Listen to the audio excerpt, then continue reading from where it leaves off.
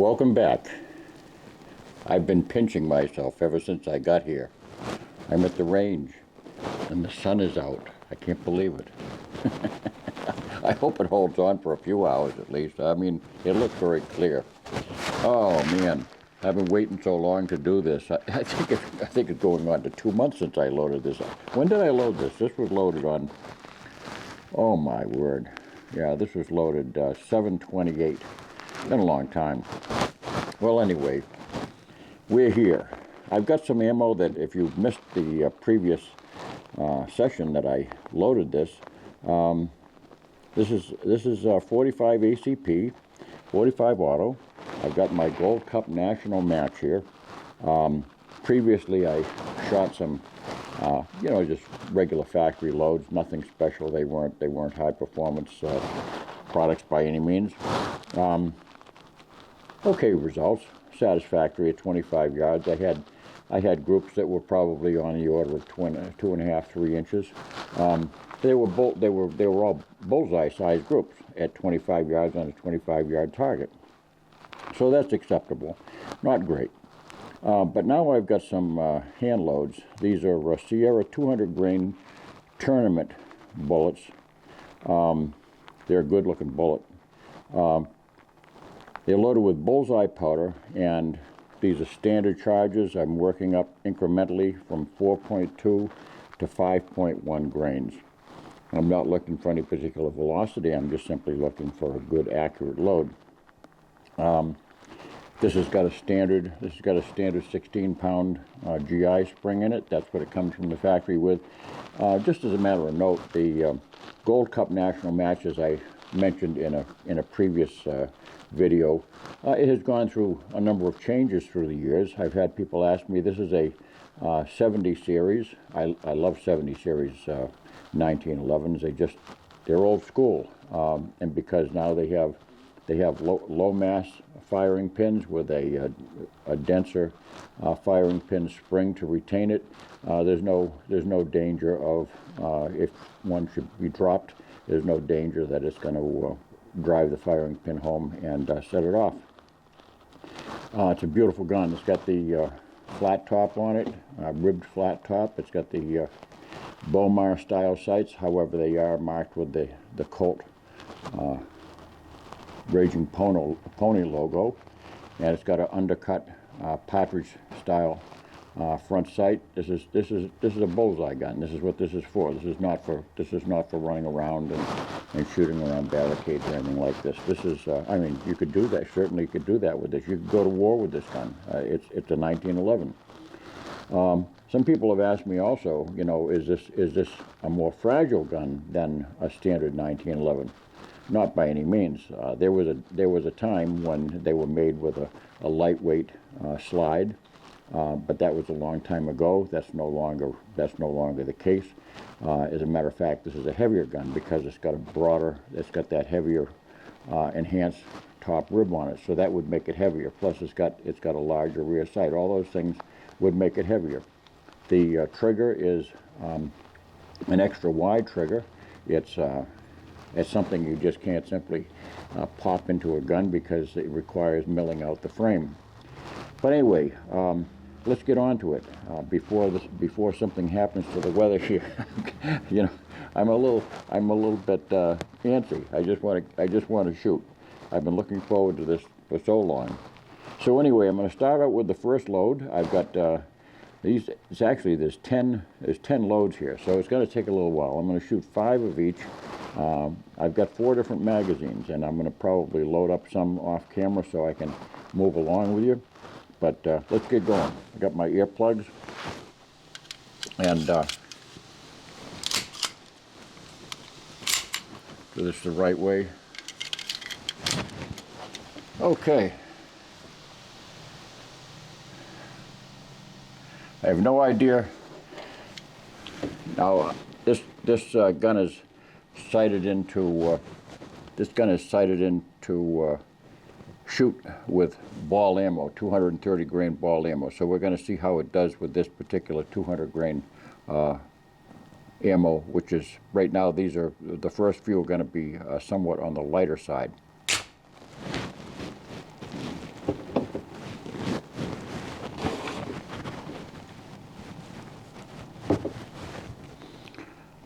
put on my glasses here.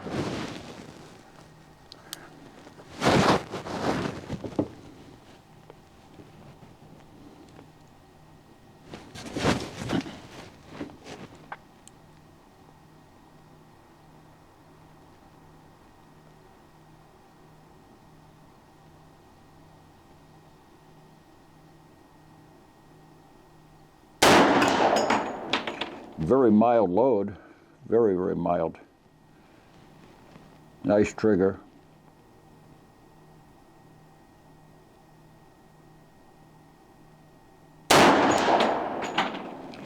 That's a load you could shoot all day long.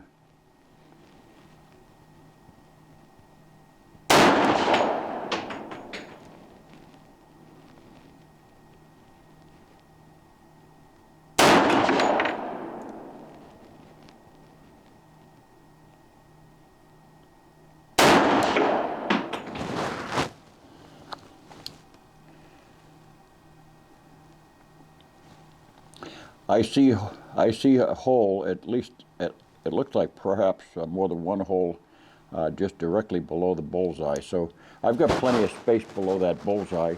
Let me load up the next one. I've got a separate target for each load.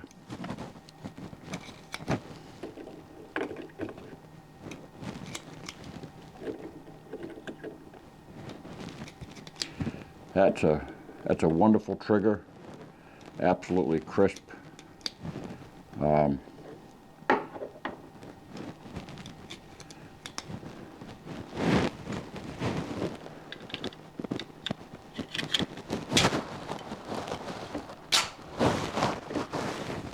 Should be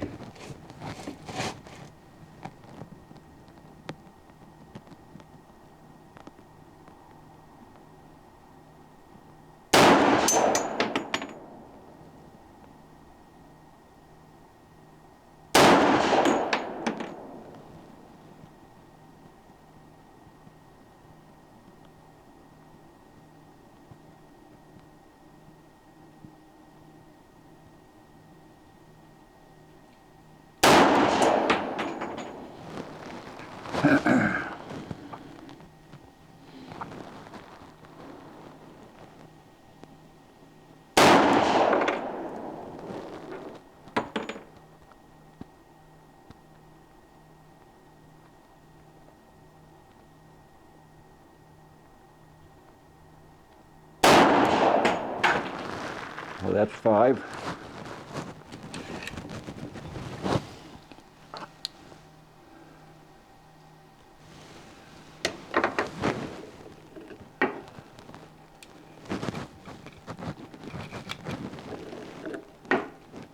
I should get off camera and load up these rounds separately, but I can edit that out so you don't have to wait through this whole process.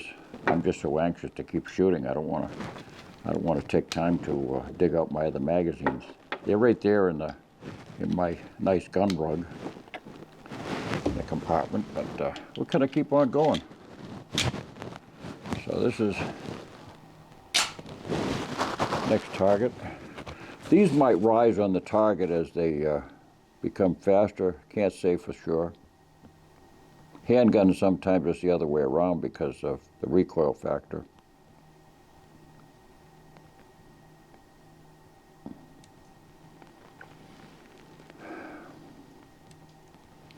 Let my eyes clear up a second.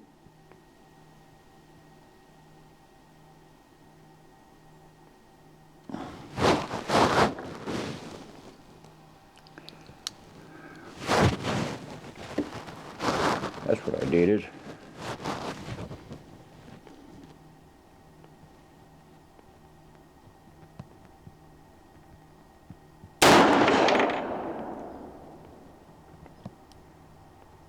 That round just popped straight up and landed right in front of me.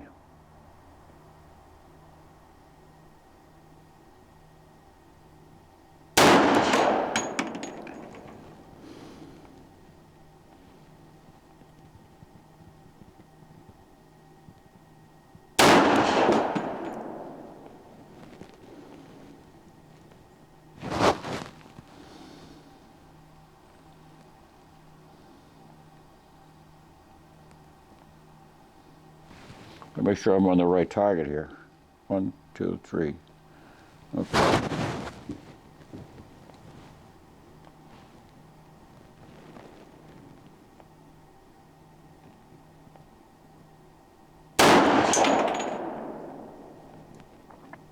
Again, this is still a mild.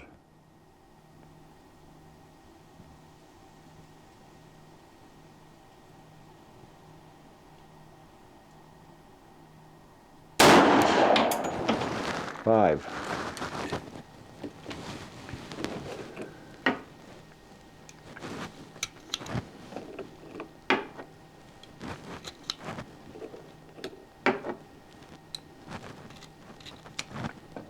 And these are Starline cases, nice cases.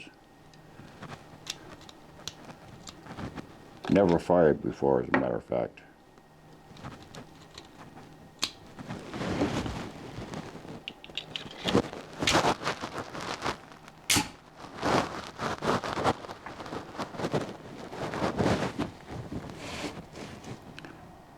Resting on my pillow. Gives me a little bit of protection here from getting scraped up by the bench.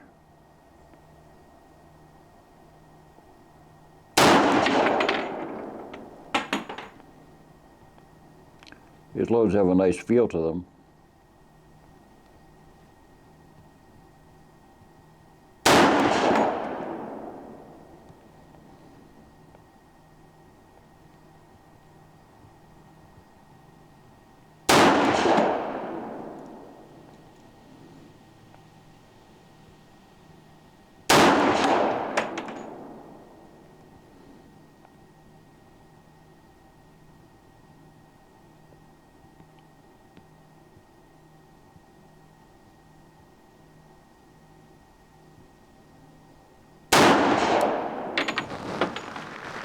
There we go. I've got one more target down there for this series, and then we'll see what they do. Let's take a walk down.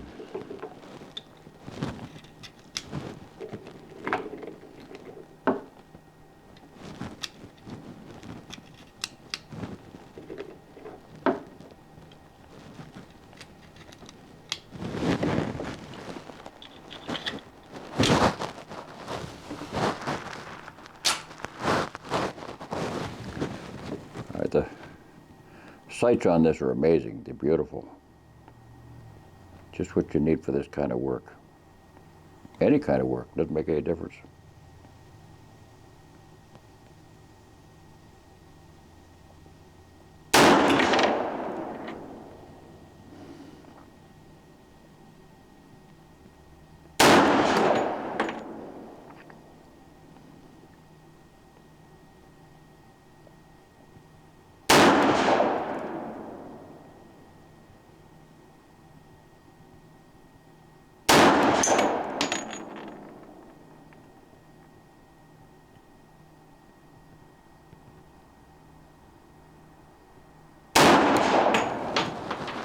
Okay, I'm anxious to see what those are doing down there.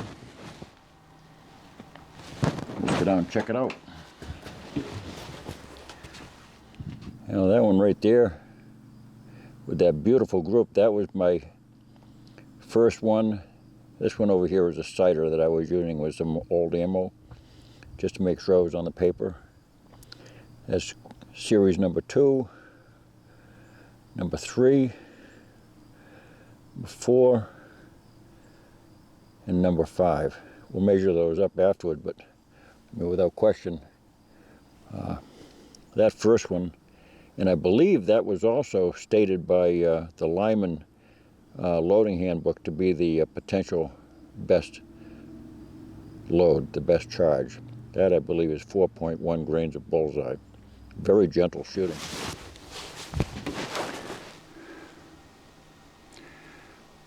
Now, one of the things I just like to take a look at is whether the cases, with lower pressure loads, oftentimes the cases will stain on the outside because they don't fully seal.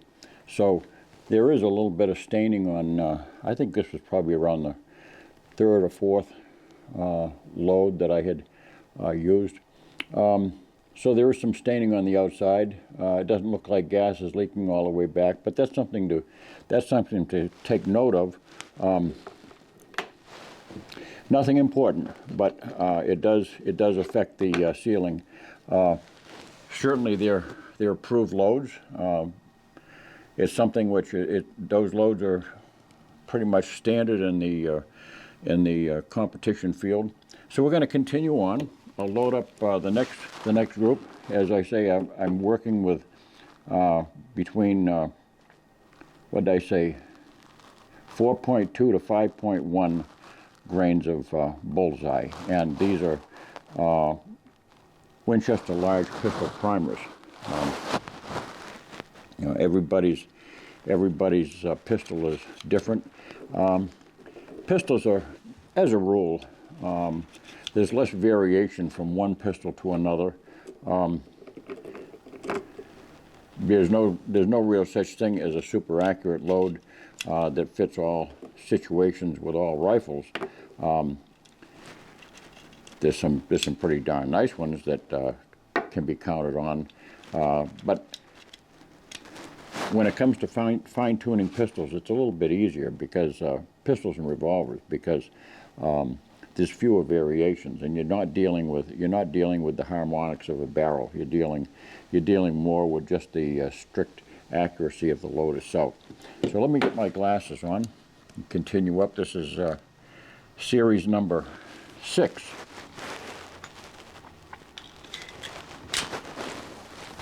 All of my work cut out for me to pick up all this brass when I'm done.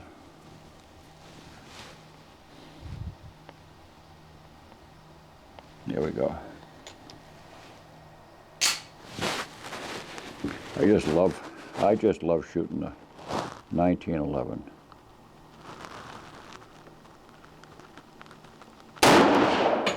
That's starting to wrap a little bit now, a little bit different.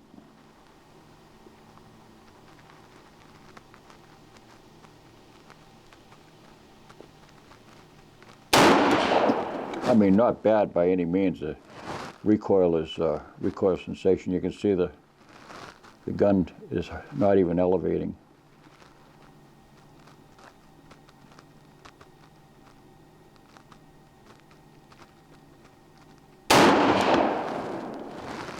Barely coming off the bag.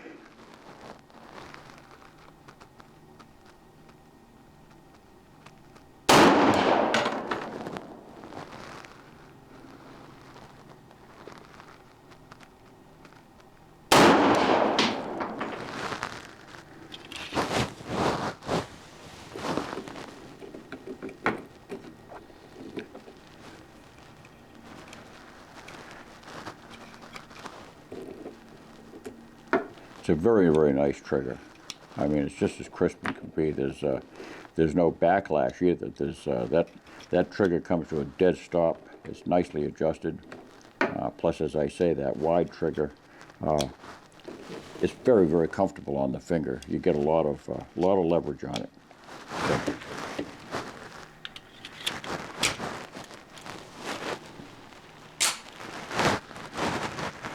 Okay, so now I'm on. What target am I on? Let's see. Make sure I got the right one. 1, 2, 3, 4, 5, 6, 7. I'm on target number 7 now. I should be on my second one down there. All right.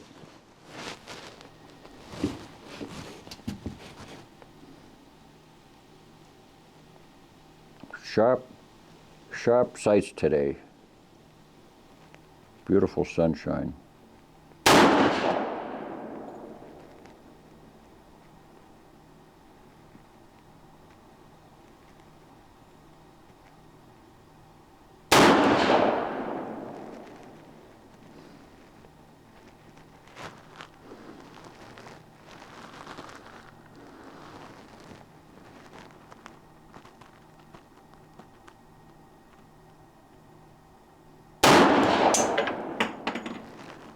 Sights like that is so easy to get them lined up.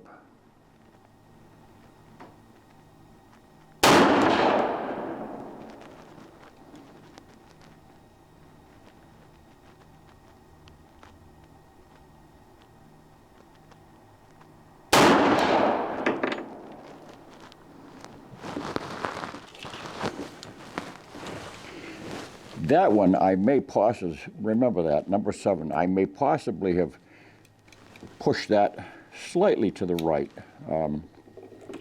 I was still in the groove, but that front sight was a little bit off center when it went off. That's what's called calling your shots. You should always know exactly what your sights are doing at the instant that the gun goes off.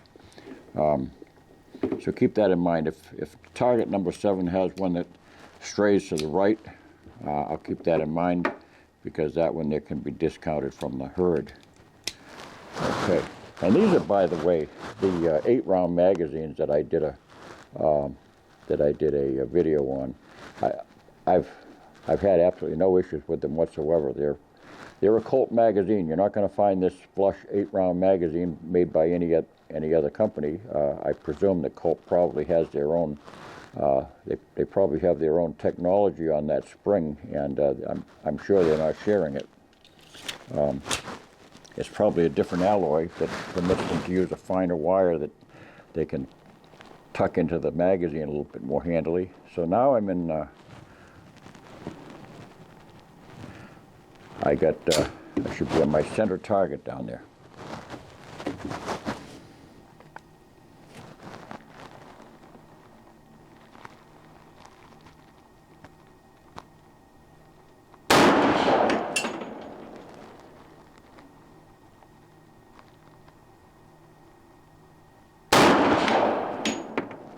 Recoil is still very, very manageable.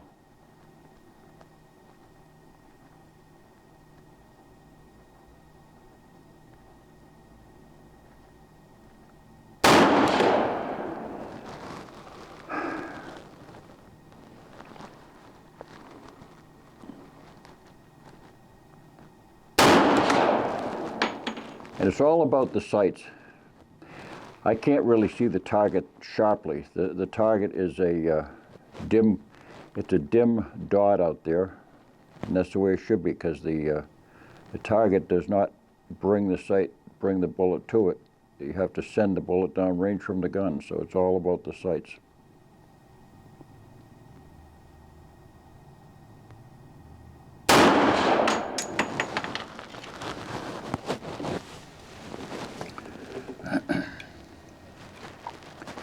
Series number 9.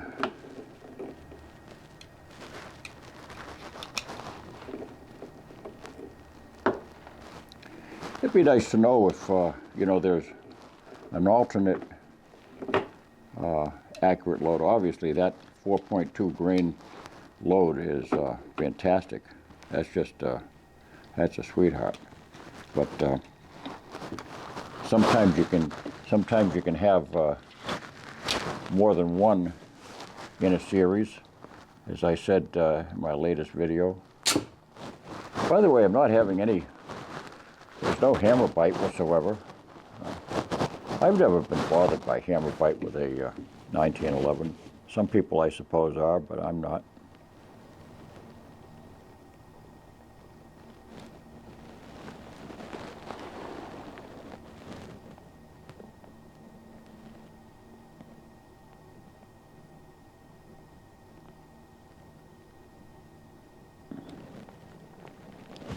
Get my eyes cleared up here.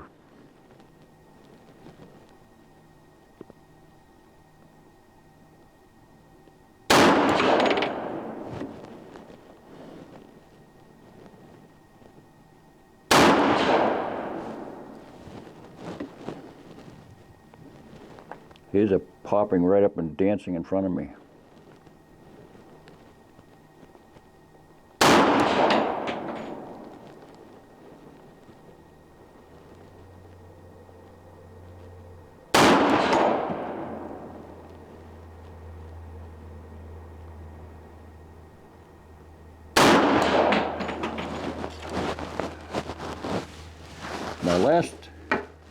My last series, this is 5.1 grains. As I say, the recoil had been coming up modestly, nothing serious by any means. That's a very comfortable shooting gun, very, very comfortable. I like it. It's not only a nice shooting gun, it's a beautiful gun. It's gorgeous. Last target.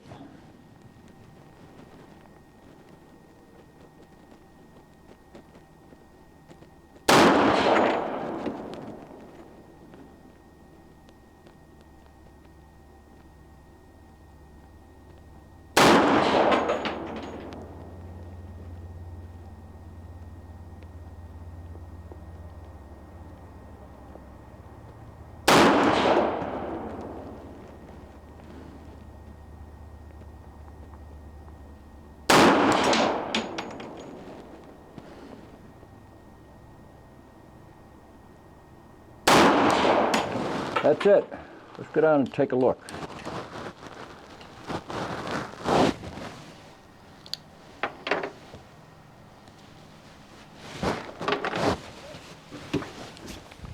Well, there's target number 6. Nothing special there. Well, there's target number 7, and I said I threw one, and that would certainly be a contender. And number 8, not bad, but that's not what we're looking for. Wowzer. That's definitely a very, very fine load. I would have to say that anything that's outside of that group has got to be a oddball on my part. That's just a fantastic. That'd be 5 grains, I think. I'm not sure what the actual, if I skipped a grain, probably not. I think that was 5 grains, 5.0. And this is my last one. This is 5.1 grains. That right there could be the money winner. Fantastic. And I know that's a very popular load. 5 grains of bullseye with a 200 grain bullet. So there you go. Well, I'm extremely pleased. See the grin on my face? I've always wanted a Colt Gold Cup national match, you know. You can read down through some of the remarks that I've gotten when I first got this pistol and showed it to you. I mean, there's people out there that really have a problem with an inexpensive gun. I mean, this is I think I paid almost $1,200 for $1,100, $1,200. I can't remember right now offhand. Whatever it is, it's about half or a third of the price of some of these guns that you hear so much about. I'm not going to mention names. I don't think that this gun should be disparaged. I think this is about as fine an accuracy as you're going to get. I'm not a machine rest here. I'm not. You know, this is strictly these are my eyes, which are in the 70s with that had cataracts removed. You know, I'm not in my youth anymore. And this is not a 2.5 pound trigger. I restored this to a national match trigger. It's a national match gun. I wanted to have a national match trigger, which is over 4 pounds. So that's what it is. It's a beautiful trigger, but you know, I wish people would stop thinking that you got to spend a lot of money in order to get a lot of gun. You don't have to do that, whether it's with a rifle or a shotgun or a handgun or whatever. You know, some awful fine guns out there, and at modest prices. There's some companies out there that do an awful lot of they do an awful lot of talk, and they do a lot of protestations about other people's work, and they boost themselves, and they have their clan out there that loves their guns. And that's fine. If you have no problem spending $2,800 or $3,500 for a 1911 that shoots exactly the same as this, I mean, I have no problem with that. That's your money. But please don't write to me and tell me that this gun won't be able to shoot, and it won't be able to shoot on par with some of the guns out there, because this will. You know, and this is, you hear that? That slide rattles like any 1911 that was ever made. It's a little tighter than a standard combat 1911. But you know, this nonsense about a slide having to be tight on a frame, that is totally bunk. There's absolutely no relationship whatsoever between the grip frame down here and the sights in the barrel, none whatsoever. It's all about the barrel and its snugness with the slide and the snugness with the slide to the sights. This whole top group here, as long as that's all put together tightly with the barrel, you got an accurate gun. That nonsense about having a tight slide is really it's a bunch of bunk. You can see what it did down there. It has nothing to do with the tightness of the slide.